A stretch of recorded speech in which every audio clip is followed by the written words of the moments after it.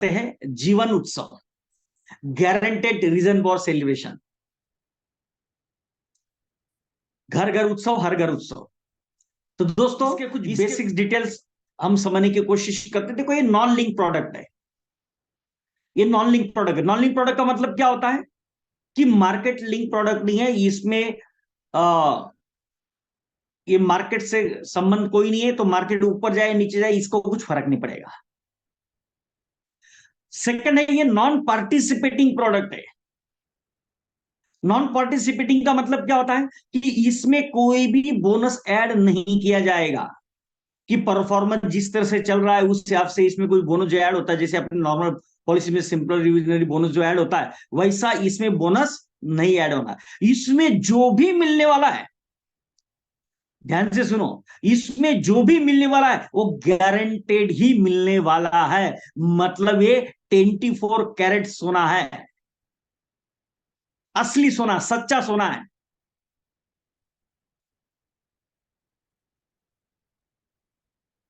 ये saving product है, ये होल लाइफ प्रोडक्ट है, ये लिमिटेड पेमेंट प्रोडक्ट है, और ये इंश्योरेंस प्रोडक्ट है।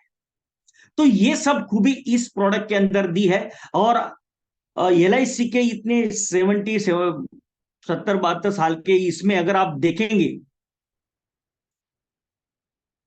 करीबन 70 साल के आसपास में अगर आप देखेंगे कि पहली बार ऐसा प्रोडक्ट आया है जिसने कस्टमर के सभी चीजों को ध्यान में रखते हुए, कस्टमर के रिक्वायरमेंट्स को ध्यान में रखते हुए बहुत आसान तरीके से इसको डिजाइन किया हुआ। दोस्तों इसके बेसिक टर्म्स आपको पता है, जैसे कि 90 डेज से लेके 65 ईयर्स तक ये प्रोडक्ट दिया जा सकता है। मतलब छोटे बच्चे से लेके 65 की एज तक। इसका मतलब यह है कि ये पूरी फैमिली के लिए प्रोडक्ट है। मतलब कोई जो दूसरे प्रोडक्ट है, कभी आप बच्चों के लिए दे सकते हो या फिर यंगस्टर्स के लिए दे सकते हो, बट ये प्रोडक्ट ऐसा है कि ये जिस फैमिली में भी आप जाओगे उस फैमिली में हर इंसान के लिए एप्लीकेबल हो सकता है। तो आपको गैप ढूंढना है फैमिली में, वहां पे जाके उनका इन्वेस्टमेंट गैप एनालाइज करना है, और किसी को भी ये प्रोडक्ट आप दे सकते हैं।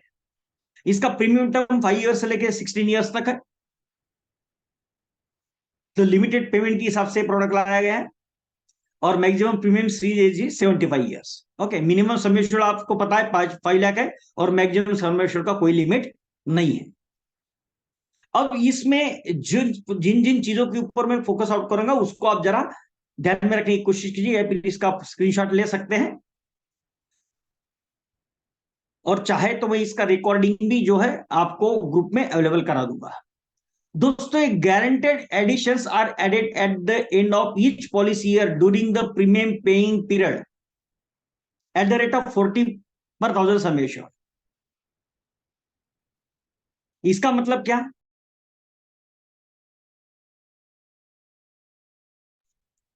Guaranteed addition 4% of sum assured, indirect way में अगर आप देखेंगे 4% of sum assured premium paying term में ऐड होता रहेगा। And no guaranteed addition payable after the premium paying period.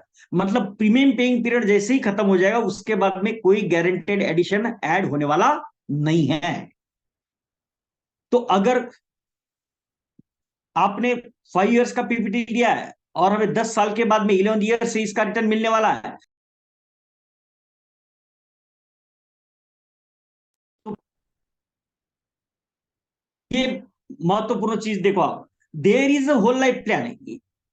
ये दिस इज होल लाइफ, ये होल लाइफ प्लान है, but there is no maturity. मगर इसकी कोई मैच्योरिटी नहीं है, ये विदाउट मैच्योरिटी प्लान है। समझने की कोशिश करो, बराबर। Next sum assured on death. Sum assured on death as it is, जैसे हम पहले पता है उस हिसाब से है। अब इसको थोड़ा समझ लेते हैं, डेथ बेनिफिट किसमें कैसे मिलने वाला है। डेथ बेनिफिट जो है sum assured on death plus accrued guaranteed additions. मतलब क्या है, वॉइस ब्रेकिंग हो रहा है। हाँ, ओके। मतलब क्या है कि अगर आप देखेंगे कि रेगुलर इनकम बेनिफिट, अगर इसमें दो चॉइस दिए, regular income benefit and flexi income benefit. अगर रेगुलर इनकम बेनिफिट में डेट होती है ड्यूरिंग प्रीमियम पेइंग पीरियड, तो क्या है, death sum assured plus accumulated guaranteed addition. मतलब जो 4% जो उसका गारंटेड एडिशन जमा हुआ था और फिर उसके बाद में रेगुलर इनकम बेनिफिट का जो, तो वो डेट सम एश्योर्ड पे आपको मिलने वाला है, plus accrued guaranteed addition plus death sum assured. बराबर। इसको मैं आपको चार्ट के हिसाब से भी समझूंगा, अभी थियोरेटिकली समझ लीजिए, फिर मैं इसको चार्ट के हिसाब से भी आपको बताने वाला हूं। On death after premium paying period, अच्छा प्रीमियम पेइंग पीरियड के बाद में अगर डेथ होती तो क्या होगा, पहले देखो एक sum assured plus guarantee addition जो जमा होता प्रीमियम पेइंग पीरियड के टाइम पे, वो फिर उसके बाद में जो रेगुलर इनकम बेनिफिट आ रहा था, वो जो जमा हो रहा था, उसके हिसाब से ये दिया जाएगा फ्लेक्सी बेनिफिट में। तो फ्लेक्सी बेनिफिट में वो, या रेगुलर इनकम बेनिफिट हो, बेनिफिट अगर पीपीटी के दौरान है तो सेम मिलने वाला है, मगर बेनिफिट डेट अगर आफ्टर प्रीमियम पेइंग पीरियड है तो इसमें थोड़ा बदल जाएगा, क्योंकि फ्लेक्सी इनकम बेनिफिट में क्या है कि जो रिटर्न आ रहा है वो वापस एलआईसी में इन्वेस्ट किया जा रहा है, उसके ऊपर भी इंटरेस्ट दिया जा रहा है, तो वो सब मिला के डेट बेनिफिट मिल। को सही तरीके से समझने के लिए मैं आपको ये चार्ट वाइज समझाऊंगा, अभी हम फिलहाल थियोरेटिकली देखते हैं। Next, option two issue death benefit in installment. अच्छा, ये बात ध्यान में रखो आप, अभी आजकल एलआईसी में आप मैच्योरिटी बेनिफिट हो या डेट बेनिफिट हो, आप इंस्टॉलमेंट में ले सकते हो। दोस्तों, ये इंस्टॉलमेंट में लिया जा सकता है, ये मैंने आज से 20 साल पहले बताया था, और मैंने जो मेरा प्रोडक्ट अभी उसमें हैप्पी रिटायरमेंट करके कंसेप्ट लाया था, और उसमें ये इंस्टॉलमेंट मैच्योरिटी इंस्टॉलमेंट का कंसेप्ट लाया था, और उस टाइम पे मैं सबको चिल्ला चिल्ला के बोला था कि ये कभी बंद होने वाला नहीं है, मगर आगे जाके उल्टा ये कंपलसरी सभी प्लान्स में आएगा। और देखो वही है, अब डेथ बेनिफिट भी आप इंस्टॉलमेंट में ले सकता है क्लाइंट अगर चाहे तो। अच्छा, इसमें लोन अवेलेबल है, मैक्सिमम लोन जो अवेलेबल है before the trust of in which income benefit starts, ये 2 साल के बाद में लोन अवेलेबल रहेगा इसमें। द सेमी सरेंडर भी 2 साल के बाद अवेलेबल है। तो ये लोन कितना रहेगा, 75% of the surrender value in force policies and 50% of the surrender value for paid up policies. And after the start of the year in which income benefit start, मतलब जब रिटर्न मिलना चालू हो जाएगा, जब रिटर्न मिलना चालू हो जाएगा तो the loan amount will be arrived in such manner that annual interest should not exceed 50% of annual income benefit।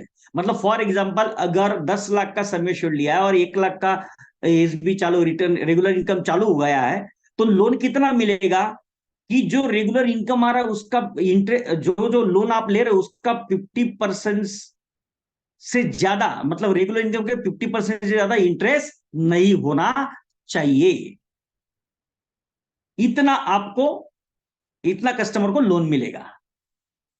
तो क्लियर हो गया आपको, अगर 1 लाख का रेगुलर इनकम आ रहा है तो जो लोन आप ले रहे हो उसका इंटरेस्ट 50,000 से ज्यादा नहीं होना चाहिए, उतना तक loan available. Correct. Okay, next आगे बढ़ते हैं। अवेलेबल राइडर्स जो इसमें दिए हैं, एक्सीडेंट बेनिफिट राइडर दिए हैं, टर्म राइडर भी इसके अंदर दिया हुआ है, क्रिटिकल इलनेस राइडर इसके अंदर दिया हुआ है, और प्रीमियम यूर राइडर भी इसके अंदर दिया हुआ है। ये यूनिक सेलिंग पॉइंट के ऊपर ही आ रहे हैं हम लोग। अच्छा, इसका पेड अप सम एश्योर्ड जो है, ये दोनों का फॉर्मूला सेम है, death paid up sum assured हो या फिर पेड अप सम एश्योर्ड, दोनों का फॉर्मूला सेम है। जैसे हम उमंग में कैलकुलेट करते थे, द सेम हिसाब से यहाँ पे भी इसमें paid up sum assured calculate किया जा रहा है, मगर एटलीस्ट 2 ईयर्स तक प्रीमियम पेड होने चाहिए। तो ये जो मैं आपको बता रहा हूं इसका आप स्क्रीनशॉट लेके रख सकते हैं ताकि आपको इजीली उसको समझ सके। देखो अभी आपको ध्यान में, अगर पेड अप सम एश्योर्ड जो है अगर 2 लाख के नीचे है तो कुछ नहीं मिलने वाला है। Paid up sum assured 2 lakh के नीचे है तो कुछ भी नहीं मिलेगा। अगर 2 लाख के ऊपर पेड अप सम एश्योर्ड है तो इनकम बेनिफिट देखो, कोई भी टाइप आप रेगुलर इनकम पे ले लो या फिर फ्लेक्स इनकम लो, दोनों के इसमें paid up sum assured 2 lakh and 3 lakh के बीच, 2 लाख और 3 लाख के बीच में है तो 5% of paid up sum assured income मिलेगा, रेगुलर इनकम मिलेगा। तो आप अगर किसी क्लाइंट को इस तरह से, जैसे हम लोग उमंग में बोलते थे, बराबर, किसी क्लाइंट को अगर आप ये बोलते हो सर 2 साल भरो उसके बाद भी बंद कर दो, उस तरह से अगर कर रहे हैं तो ये आपको ख्याल रखना जरूरी है कि 2 लाख के ऊपर ही उसका पेड अप सम एश्योर्ड आना चाहिए तो ही उसको मिलेगा। अच्छा, 3 लाख से 4 लाख के बीच में पेड अप सम एश्योर्ड अगर आता है तो 6% of paid up sum assured मिलेगा, और 4 लाख से 5 लाख के बीच में आता है तो 7% of paid up sum assured, and 5 lakh and above आता है तो 10% of paid up sum assured मिलेगा। तो आप इस बात को ध्यान में रखिए, ये मत बोलिए क्लाइंट को कि 2 साल में बंद कर दे, 3 साल में बोल दो, ये बहुत ही शॉर्ट टर्म है, 5 साल का ही पीरियड है, तो इसमें वो बोलने की भी जरूरत नहीं है। तो ये आप ख्याल रखिए। अब इसको एक समझने की जो जरूरत यह है कि सर्वाइवल बेनिफिट कब से चालू होगा, ये कब से मिलना चालू होगा। देखो अगर 5 साल का प्रीमियम पेइंग टर्म है, उसके बाद में 5 साल का वेटिंग पीरियड है, बराबर, फिर 11th ईयर से इनकम चालू होगा। 11th ईयर मतलब कब से, 11th ईयर के एंडिंग से इनकम चालू होगा। आप समझ रहे बात को, मतलब अगर आप इंडायरेक्टली अगर देखा जाए तो 5 साल आपने प्रीमियम पे किया और उसके 6 साल के बाद में एसबी मिलना चालू होगा। You got the point. तो 5 साल आपने प्रीमियम पे किया, 5 साल वेट किया, और 11th ईयर पे के एंडिंग में, मतलब फॉर एग्जांपल अगर आज 1 दिसंबर 2023 है तो 10 साल के बाद में क्या आएगा, 1 दिसंबर 2033, मगर तब से नहीं होगा, 1 दिसंबर 2034 से ये रेगुलर इनकम आना शुरू होगा। द सेम हिसाब से अगर 6 साल का है, 6 साल का प्रीमियम पेइंग टर्म है तो 4 साल वेटिंग है, मगर indirectly in in other sense 5 साल का वेटिंग होता है। 7 साल का प्रीमियम पेइंग टर्म है तो 3 साल का वेटिंग है, मगर 4 साल के बाद में प्रीमियम चालू होगा। 8 साल का प्रीमियम पेइंग टर्म है तो 2 साल का वेटिंग है, मगर 3 साल के बाद में रिटर्न चालू होगा। इन दिस वे यहां पे रिटर्न मिलने वाला है। अब आपको ये सवाल होगा कि ये एंड में क्यों मिल रहा है, वो इसलिए क्योंकि ये ईयरली बेनिफिट दिया जाए, ईयरली रिटर्न दिया जा रहा है। अगर मंथली होता तो स्टार्टिंग ऑफ द ईयर से दिया जाता, ये ईयरली बेनिफिट दिया जा रहा है इसलिए मंथ ईयर के एंडिंग में दिया जाएगा। ओके, तो इस पॉइंट को आप नोट कर लीजिए। अब इसमें 2 टाइप के सर्वाइवल बेनिफिट है, एक है रेगुलर इनकम बेनिफिट है और दूसरा है, yes yes yes yes yes yes, correct बोला आपने, मतलब 5+6, 5 ईयर, 5 साल भरो, 6 साल बाद लो, ऐसा है टेक्निकली। बोलने के लिए हम 5 साल बाद बोलेंगे मगर टेक्निकली 6 साल बाद है। अगर 16 साल भर रहे तो उसके बाद में 2 साल बाद नहीं, 3 साल बाद में रिटर्न आ रहा है, टेक्निकली अगर देखा जाए तो। और इसके बारे में कस्टमर आपको पूछ सकते हैं तो आप ये बता सकते हैं, जैसे मैंने आपको एक्सप्लेन किया कि ये ईयरली बेनिफिट दिया जा रहा है, मंथली होता तो स्टार्टिंग ऑफ द ईयर से मिलता, ईयरली होने की वजह से एंड ऑफ द ईयर में मिलता। तो 2 ऑप्शन हम सबको मालूम है इसमें, regular income benefit equal to 10% of sum assured. एकदम ये प्लान जो है ये सेल करने में कोई दिमाग की जरूरत नहीं है, कोई रिपोर्ट बनाने की जरूरत नहीं है, कोई कोटेशन बनाने की जरूरत नहीं, एक सिंपल क्लियर, बोलता क्रिस्टल क्लियर प्रोडक्ट है ये। ओके, नहीं एज भी मंथली नहीं है, ये यही मैं आपको समझाने की कोशिश कर रहा हूँ, एज भी इसका ईयरली दिया गया है। ओके, तो ये इनकम बेनिफिट 10%। अच्छा, फ्लेक्सी इनकम बेनिफिट में क्या होगा, अगर सपोज कोई व्यक्ति ये बोलता है कि भाई मुझे अभी, सपोज कोई 30 एज का व्यक्ति है, 5 साल उसने प्रीमियम पे किया, और फिर 30 एज का व्यक्ति है, फिर उसको 41 से रिटर्न चालू हुआ 6 साल के बाद। ओके, 41 से रिटर्न चालू, वो बोला अभी मेरे को तो कोई जरूरत नहीं है, तो ही choose the second option flexi income benefit. तो उसको जो 10% ऑफ सम एश्योर्ड आ रहा था वो एलआईसी के पास में जमा होगा और उसके ऊपर एलआईसी जो है 5.5% कंपाउंडेड इंटरेस्ट जमा करती रहेगी।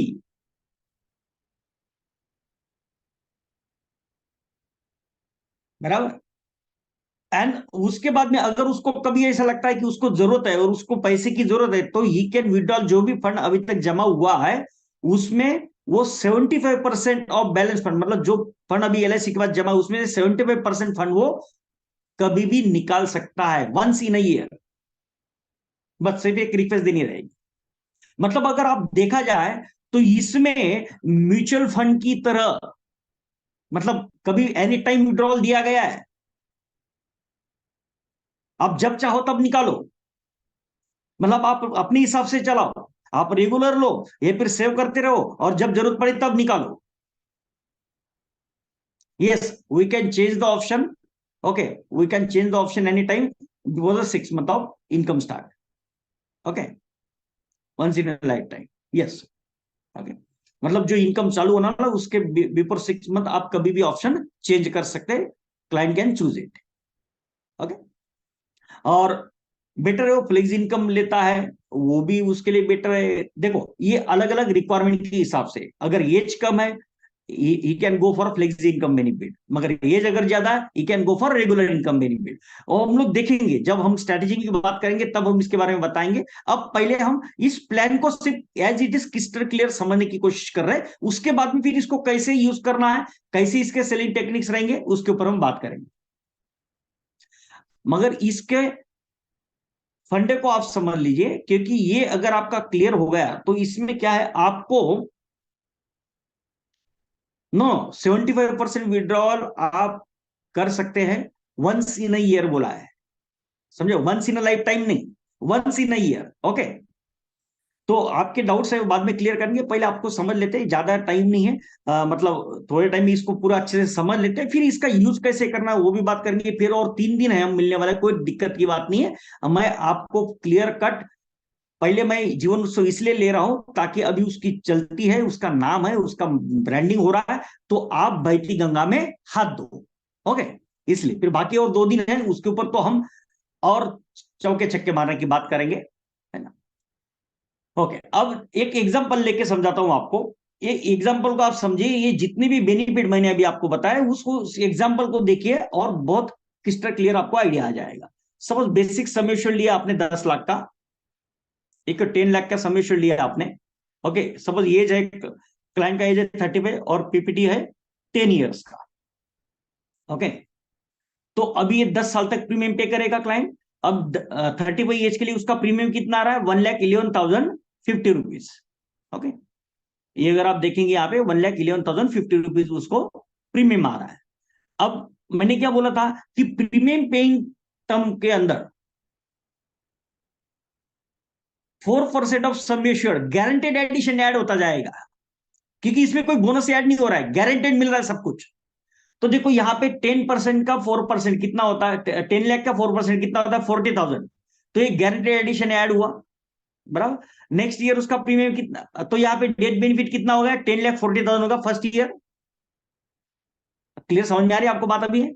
मतलब उसने फर्स्ट प्रीमियम पे किया, उसका सम एश्योर्ड था 10 लाख, सम एश्योर्ड था 10 लाख, और उसके ऊपर ये 4% of sum assured guaranteed addition add हुआ, तो 10 लाख + 40, तो डेट बेनिफिट क्या होगा, 10,40,000।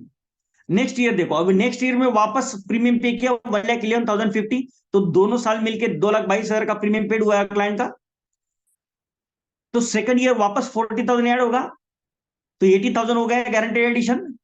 तो डेट बेनिफिट कितना हो गया, अगर डेथ होती है सेकंड ईयर में तो डेट बेनिफिट कितना मेरा, 10,80,000। क्लियर है? ओके।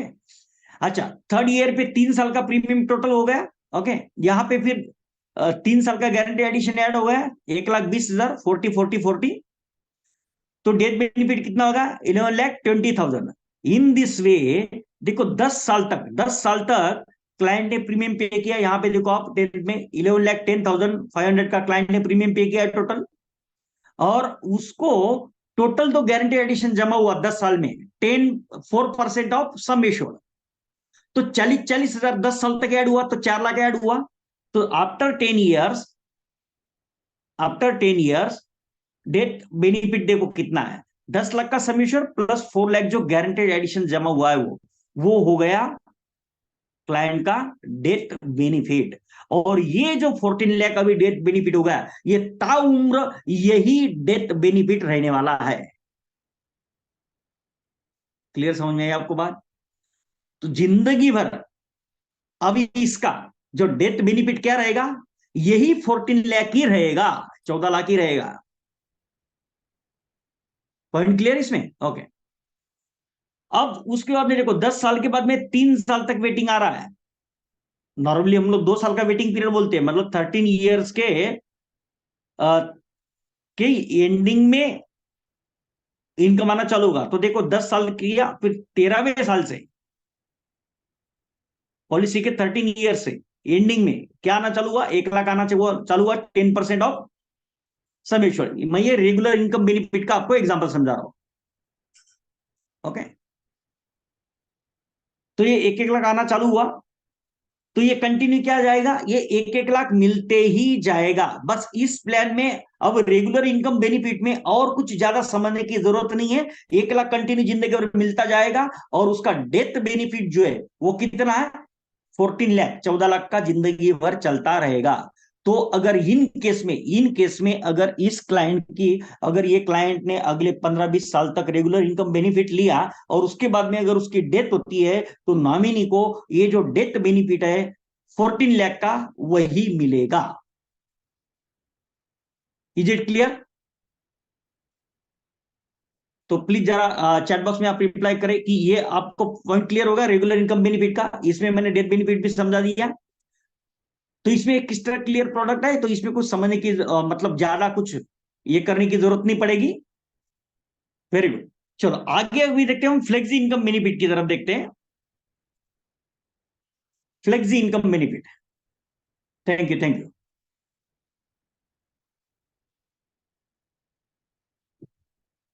ओके, अब फ्लेक्सी इनकम बेनिफिट देखते हैं।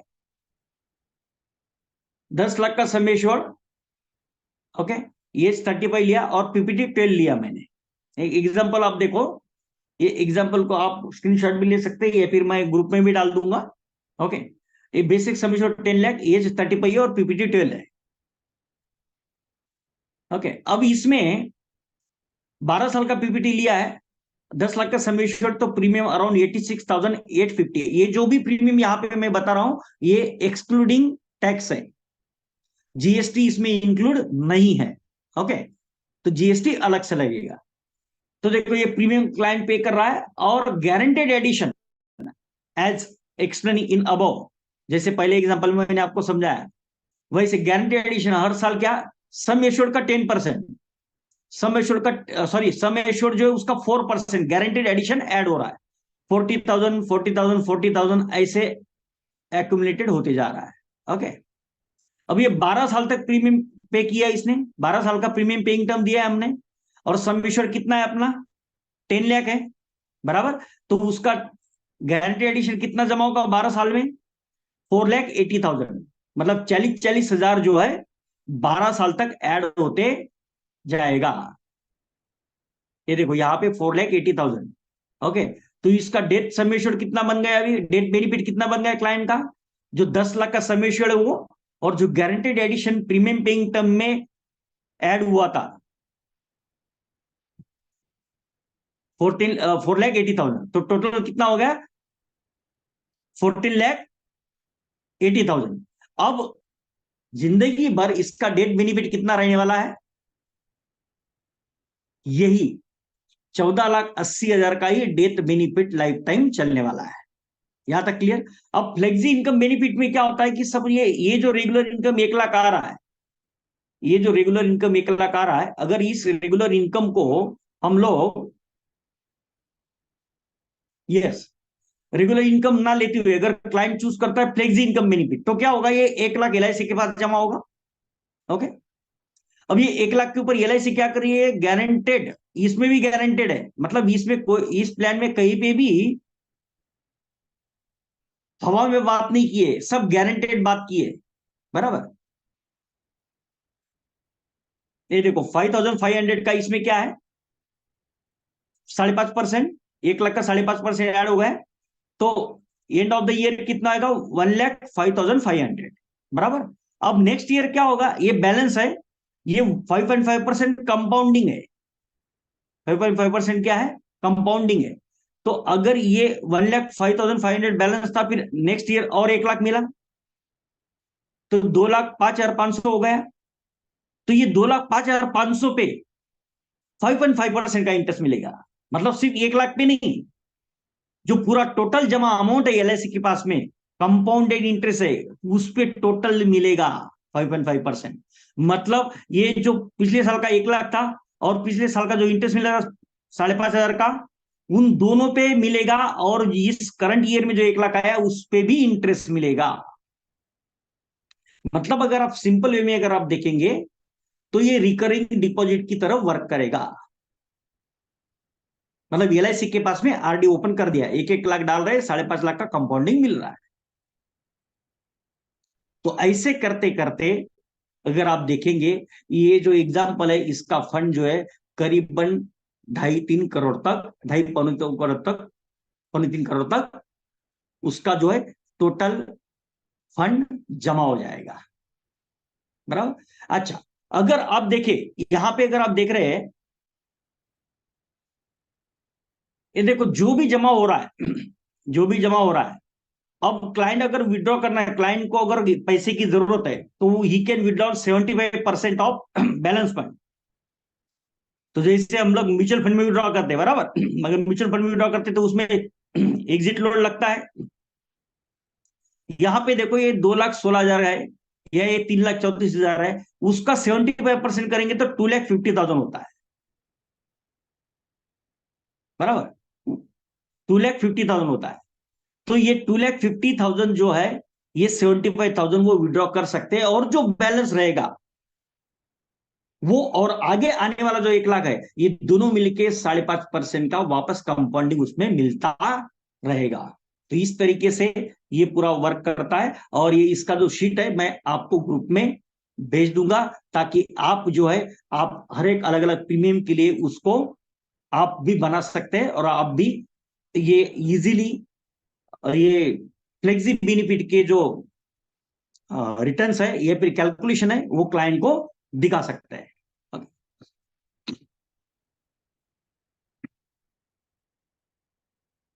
ओके, अब इसमें, अब मैं आपको इसके सेलिंग पॉइंट्स बताता हूं, इसका मार्केटिंग स्ट्रेटेजी क्या है। मार्केटिंग स्ट्रेटेजी के ऊपर अपन आते हैं। यस यस, रेगुलर देखो, एक एग्जांपल आपको बता रहा हूं, कि सपोज 5 साल के बाद या 10 साल के बाद में क्लाइंट को जरूरत है पैसे की, तो ये जो भी बैलेंस फंड है उसमें से वो 75% जो है तो उन्होंने विड्रॉ कर लिया। ओके, फिर जो 25% बचा है, और उसके बाद में जो रेगुलर आ रहा है वो भी ऐड होता जाएगा, और उसके 5%, 5.5% उसके ऊपर कंपाउंडेड इंटरेस्ट जमा होता जाएगा। अगर क्लाइंट को पैसा वापस चाहिए, तो वापस कुछ दिनों बाद वो 75% निकाल सकता है, जो भी बैलेंस फंड है उसमें से।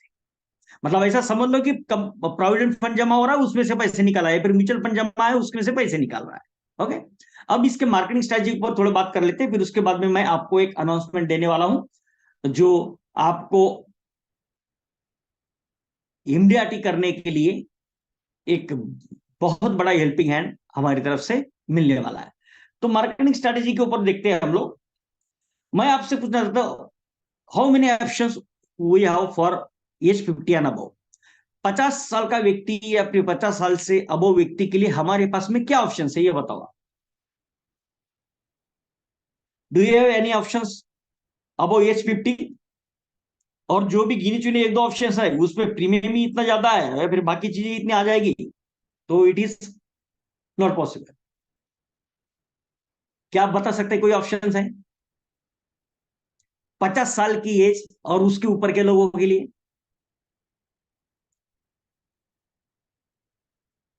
बराबर, we don't have any option, बराबर। तो अगर आप देखेंगे, ये जो प्लान दिया है, ये मगर उमंग उमंग जो आप बोल रहे हैं दोस्तों, उमंग का प्रीमियम पेइंग पीरियड अगर आप देखेंगे तो उमंग का प्रीमियम पेइंग पीरियड कितना है बताओ मुझे आप। फिर उसको इनकम कब से मिलना चालू होगा बताओ आप। अगर 16-10 इसको देंगे तो इसको रिटर्न कब से मिलना चालू होगा? 16 साल के बाद चालू होगा। 10 साल भी प्रीमियम पे करना है। उमंग का 15 साल तक प्रीमियम पेइंग टर्म है। समझ रहे आप? है ऑप्शन है, मगर वो इस एज के लोगों के लिए इतने फिजिबल नहीं है, मतलब इतना वो उनको एक्सेप्ट नहीं कर पाए।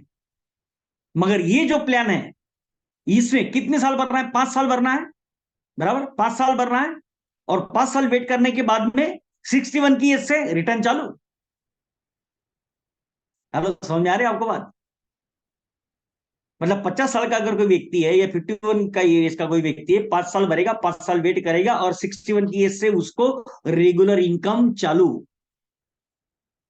नेक्स्ट सवाल मैं आपको पूछता हूं। हाँ, ये भी सवाल आपने पूछा है, क्योंकि हम जो प्लान बेच रहे हैं वो उतने लोगों को सूट नहीं करते। जो उत्सव उस वो कैटेगरी के लोगों के लिए उत्सव हम वहां पे प्रमोट कर सकते हैं। अब मुझे बताओ, ये 50 साल या 50 साल के अबो जो व्यक्ति होते हैं, इनकी रिक्वायरमेंट क्या होती है?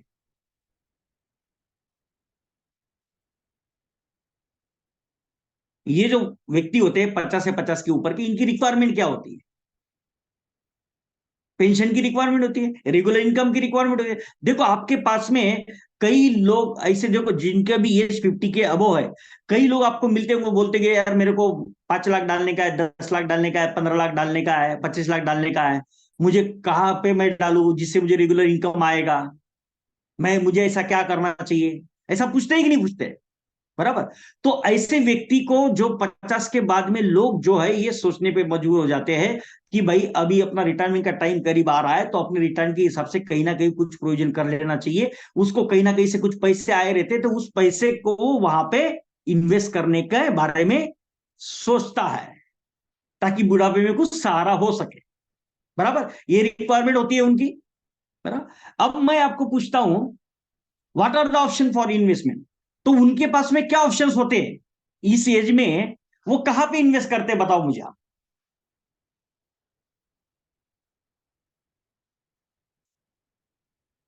50 के बाद में जब उनको कुछ इन्वेस्ट करना होता है और उसके बाद में रेगुलर इनकम चाहिए, तो वो कहां पे इन्वेस्ट करते हैं? एफडी में इन्वेस्ट करते हैं। एकदम परफेक्ट बताया जगमोहन जी आपने। जीवन शांति में करेंगे, चलो रेगुलर इनकम के हिसाब से ये करेंगे, बराबर। मगर एफडी में ज्यादातर अगर आप देखेंगे तो एफडी में बहुत पैसा पड़ा है। लोग जो है भाई सिक्योरिटी के लिए एफडी में पैसा रख देते हैं। भाई अभी 50 साल की उम्र या 55 की उम्र है, 5-10 साल और रख देता हूं, फिर उसके बाद में जब रिटायर होऊंगा तब जाके पैसा लेना शुरू करूंगा। यही होता है लोगों के सोच, बराबर। बैंक में एफडी ओपन करते हैं, पोस्ट में एफडी ओपन करते हैं, बराबर। अच्छा, मैं आपको पूछा, क्या ये लोग इस उम्र में म्यूचुअल फंड में डालते हैं क्या पैसा? Are you hearing? क्या पूछा मैंने? नहीं। इस उम्र में इस एज पे लोग म्यूचुअल फंड में पैसा डालने से कतराते हैं, क्योंकि हार्ड अर्न मनी है उनका, और उनकी अभी उम्र भी होती जा रही है और बाद में इनकम की उनको कोई गारंटी भी नहीं रहती है। तो वो नॉर्मली पोस्टल स्कीम में डालेंगे, एफडी में डालेंगे, पोस्ट एफडी में डालेंगे, बैंक एफडी में डालेंगे। एकदम बराबर। इसका मतलब यहां पे पहली बात आप देखो, म्यूचुअल फंड का ऑब्जेक्शन दूर हो गया। म्यूचुअल फंड का ऑब्जेक्शन साइड में हो गया। दूसरा, ये जो लोग होते हैं इस एज के, इनके पास में लमसम फंड होता है, या फिर ये लोग कुछ ना कुछ सोचते रहते हैं इस उम्र में, इस एज में, ताकि वो अपने रिटायरमेंट का प्रबंध कर सके। बराबर।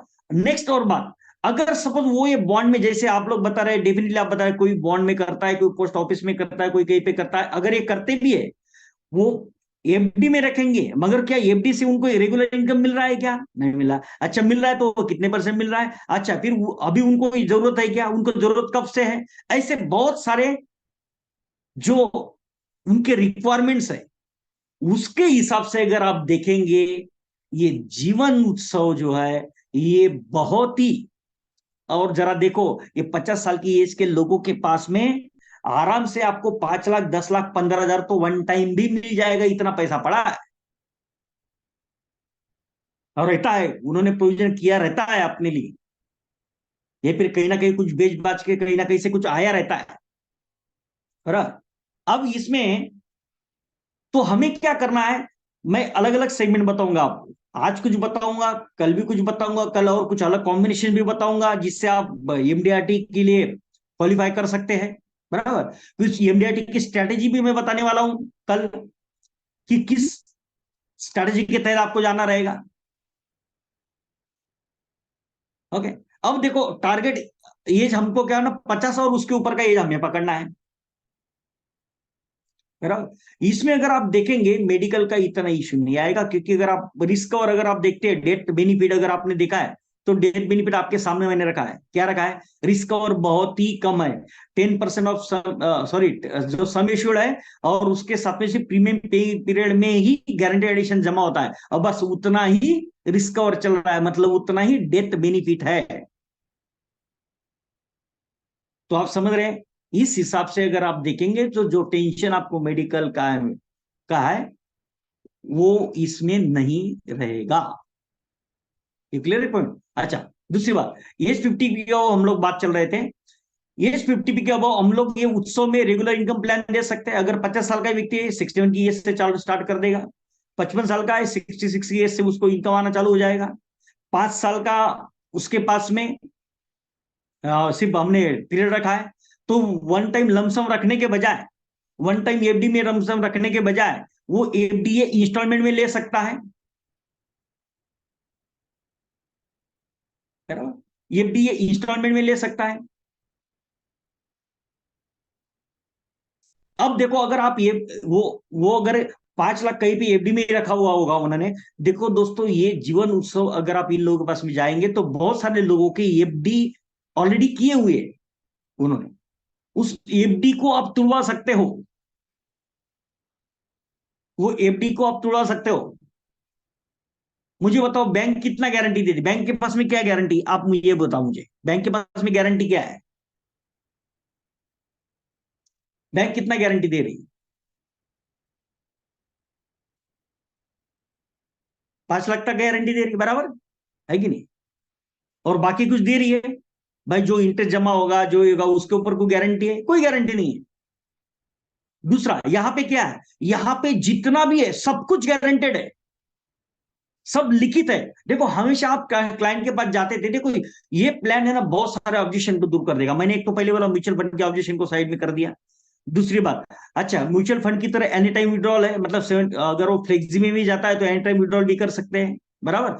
अच्छा दूसरा अगर आप देखेंगे इसमें प्रीमियम पे ड्यूरिंग पीएम पीरियड भी मतलब ऐसा जो क्लाइंट क्लाइंट आपको बोलते हैं ना गारंटी है क्या, क्लाइंट क्या पूछता था आपको, गारंटी है क्या, ऐसे पूछते थे आपको क्लाइंट। बराबर।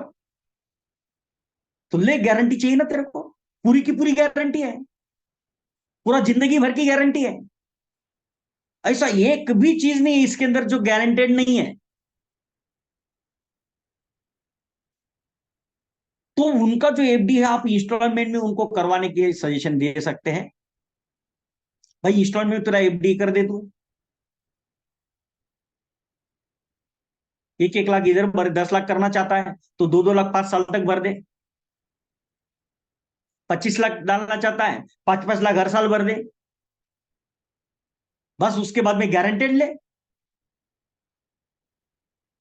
क्योंकि अगर एफडी में कोई पैसा रखा, आप इमेजिन करो अगर एफडी में किसी ने पैसा रखा है, अगर सपोज एक एज्यूम करते हैं कि एफडी में अगर उसको फॉर एग्जांपल कुछ रिटर्न मिलेगा बाद में, तो वो एफडी से रिटर्न आने वाला पैसा वापस कहां पे रखेगा, कहीं ना कहीं तो रखेगा ना वो।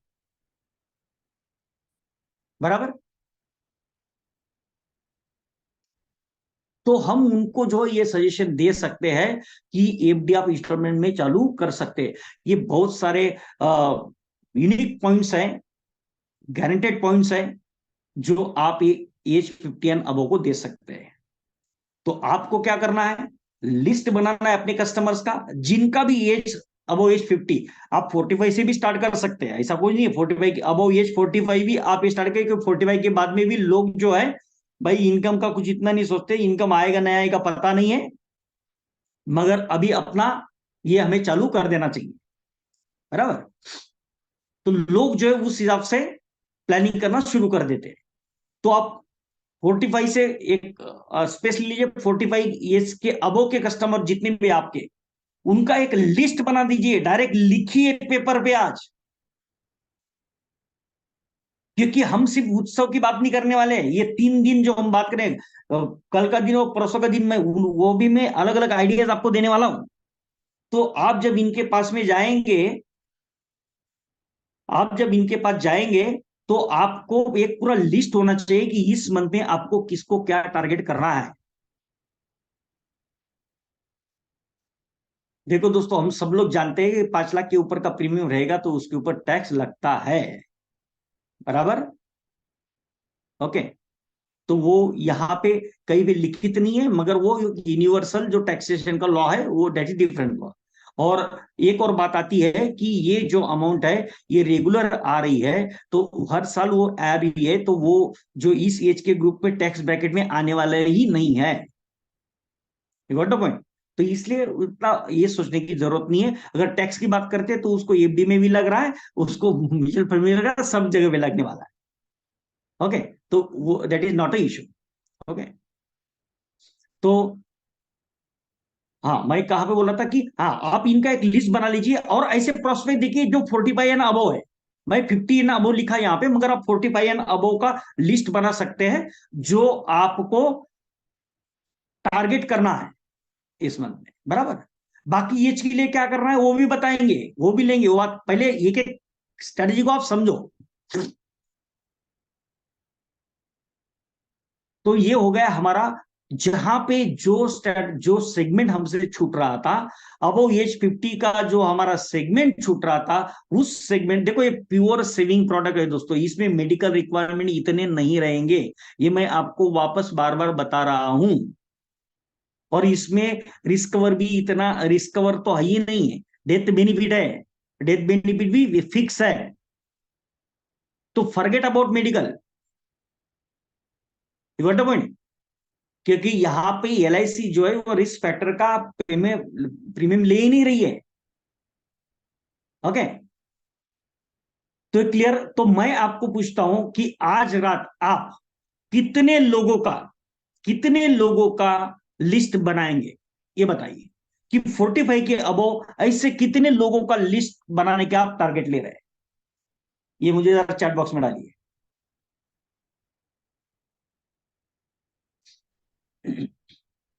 30 लोगों का संजय राजा जी बोल रहे, 30 लोग, 50 लोग ये तो सिंह जी, सब लोगों को पार्टिसिपेट कर। देखो अगर आप ये करना चाहते हैं, जब तक आप मैदान तैयार नहीं करेंगे तब तक खेलने को आप उतर नहीं सकते। अगर मैदान, अगर आपके पास 50, 100, 200, 300 का लिस्ट आ जाएगा, तो कल से आपको दिशा मिल जाएगी, कल से आपको बात करने के लिए मिल जाएगा, और लोगों को मिलने का आपको रास्ता मिल जाएगा। हम क्या करते हैं, मैदान ही क्लियर करते हैं, बढ़िया बढ़िया, सभी लोगों को चैट बॉक्स में डालना है कि क्या आप, नहीं तो क्या होगा, आप सेशन अटेंड करेंगे और बस बहुत अच्छा लगा, नहीं लगा, जो भी लगा, बस भाई ठीक है, फिर वापस और कुछ सुनते जाएंगे, बस सुनते ही जाएंगे, सुनते ही जाएंगे, इसका सुना, उसका सुना, ये सुना, वो सुना, हर सुना, इसके पहले भी आपने सुने रहेंगे।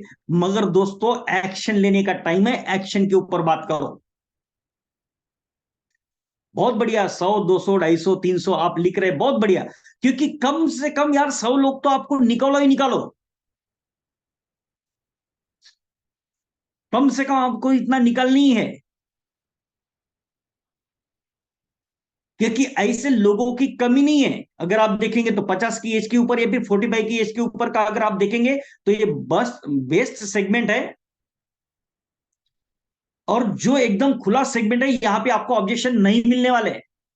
Very good, all the best. तो दो आप लोगों ने जो ये बना, और आप एक कमिट करिए कि ये जो भी लिस्ट आप बना रहे आज रात को ही बनाएंगे, ताकि कल से, देखो कल आप शुरू करो, आप 10 लोगों को मिलो, सर ये गारंटेड, गारंटेड बोलते हैं ना, एलआईसी है तो गारंटी है कि नहीं, 10% रिटर्न, गारंटेड रिटर्न्स का प्लान आया है सर, उसके बारे में आपको बताने वाला हूं, आप एक बार समझ लीजिए।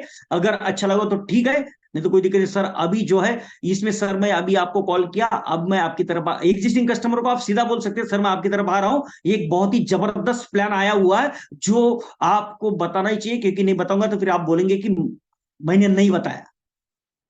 तो मैं आ रहा हूं, आप घर पे इतने बजे रुकना, मैं पहुंच रहा हूं, सीधा बोलो। और कल कम से कम 20 लोगों को कॉल कर लो, ताकि जब हम कल आप जब अटेंड करने को आएंगे तब मैं आपको पूछूंगा कि भाई आज आपने कितने लोगों को कॉल किया। कम से कम 20 लोगों को तो कॉल करो, और देखो जरा 20 में से 4-5 लोग अपॉइंटमेंट दे देंगे, उनको मिलो और देखो। और गारंटी देता हूं कि आपने अगर आज लिस्ट बना दिया और कल कम से कम 20 या 40 या लोगों को अगर आपने कॉल कर दिया, उसमें से 2-3 लोग आपके कन्वर्ट हो जाएंगे। और गारंटेड आप कल शाम को 8 बजे जब सेशन अटेंड करने आ रहे हैं, उसके पहले ही आपका जीवन उत्सव, समझा क्या, घर घर उत्सव, हर घर उत्सव चालू हो जाएगा। तो कमिट कीजिए कि आप जो है सरेंडर 2 साल के बाद में, ऑलरेडी बताया सर मैंने वो, ओके ऑलरेडी एक स्लाइड में है, कोई टेंशन नहीं। इसके जो स्लाइड्स है ये आपको मैं ग्रुप में डाल दूंगा, तो आप बाद में अच्छे से स्टडी करना। ओके, उतना कुछ स्टडी करने की इसमें जरूरत भी नहीं है। तो आप जो है बस अभी फोकस ध्यान में रखिए। आज हमारा क्या डिसाइड हुआ कि भाई आपको लिस्ट बनाना है रात को, और कल से शुरू कर देना है। कल शाम को सेशन अटेंड करने से पहले आपको एक जीवन उत्सव, कम से कम एक जीवन उत्सव बेच के ही अटेंड करना है। क्योंकि कल हम ये बात नहीं करने वाले, कल हम दूसरी बातें करने वाले हैं, बराबर। तो आज का जो हुआ उसका, भाई आज आपने 1-1.5 घंटा जो दिया है, उस घंटे का कुछ मिलना चाहिए कि नहीं आपको? यह सिर्फ सेशन अटेंड करना है आपको, वर्ड वर्ड। व्हाट्सएप ग्रुप का लिंक भी आपको मिल जाएगा। बस पहले आप ये let me cover the all. और सेकंड सेगमेंट है चाइल्ड सेगमेंट। ये बच्चों के लिए बहुत बढ़िया प्लान है, क्योंकि ये छोटे बच्चे से स्टार्ट होता है। जहां पे भी छोटे बच्चे, एकदम छोटे बच्चे, आप डायरेक्टली उनको टारगेट कर सकते हैं और उनको जाके बोल सकते हैं, उनको जाके समझा सकते हैं, उन पेरेंट्स को समझा सकते हैं कि पेरेंट्स को जो है ये, आप लॉजिकल सोचे, छोटे बच्चों को टारगेट करने के लिए क्यों जरूरत। अगर आप 0 से लेके 5 साल के एज तक के बच्चों को पास में, जो पेरेंट्स है उनका लिस्ट निकालते हैं और उनके पास में जाते हैं,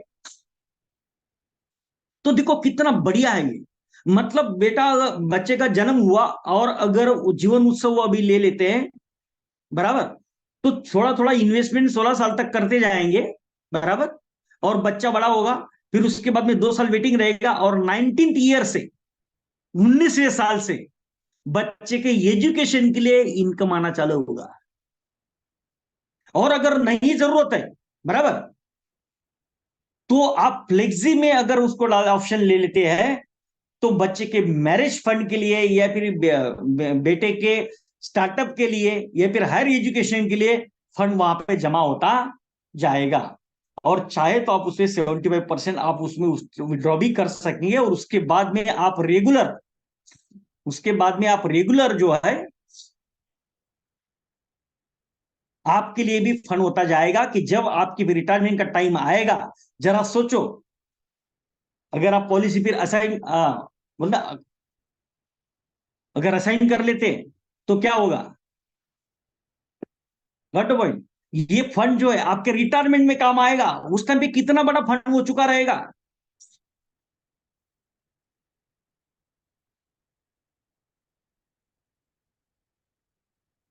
प्रीमियम ईयर बेनिफिट दिया है ना इसमें, तो क्लियर हो रहा है आपको। तो ये मैरिज फंड में भी काम में आएगा, एजुकेशन फंड में काम आएगा, या फिर अभी से अगर ले लेते हैं और बाद में असाइन कर लेंगे ये पॉलिसी, ओके, बाद में अगर ये असाइन कर लिए जाते हैं पॉलिसी, तो उसके बाद में जो दोस्तों, ये बहुत ही बेहतरीन रिटायरमेंट प्रोडक्ट हो सकता है। मतलब हम बच्चों को टारगेट करने को जाएंगे, मगर फादर का और मदर का बंदोबस्त हो जाएगा। तो आप ये 2 सेगमेंट में इसमें काम करना शुरू कीजिए। और दोस्तों,